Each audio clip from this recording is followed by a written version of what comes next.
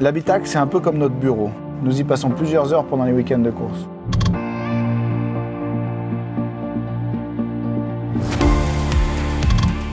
Nicolas Lapierre, pilote de l'équipe Alpine Elf Endurance Team.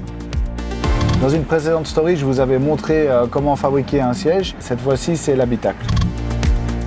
C'est un endroit qui est tout petit. Il ne faut pas être claustrophobe, ça c'est clair.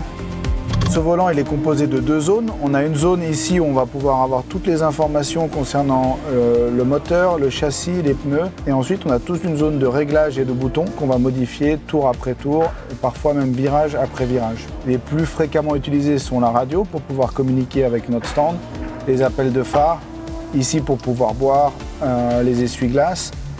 Ici, on a le Pit Speed Limiter qui nous permet d'avoir un régulateur à 60 km/h. Et ensuite, toutes ces molettes de réglage, d'anti-patinage, de consommation moteur, de puissance moteur et aussi de traction control.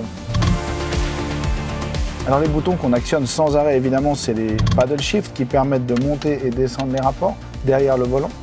Ensuite, quand on va démarrer et seulement quand on va lancer la voiture, on a notre palette d'embrayage ici derrière. Il faut penser qu'on doit être capable de modifier ces petits boutons à 300 km/h la nuit, aux 24 heures du Mans, éventuellement sous la pluie.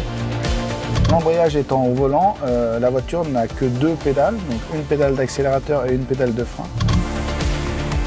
Pour les 24 heures du Mans, on embarque une petite trousse à outils et aussi un téléphone pour joindre l'équipe si jamais il y a un problème, que la radio est tombée en panne ou que la batterie est morte. Mais heureusement, on a de la chance, cette Alpine A480, c'est vrai qu'elle est tellement fiable qu'on n'a jamais eu à utiliser cette trousse à outils ni ce téléphone. On espère que ça continuera comme ça.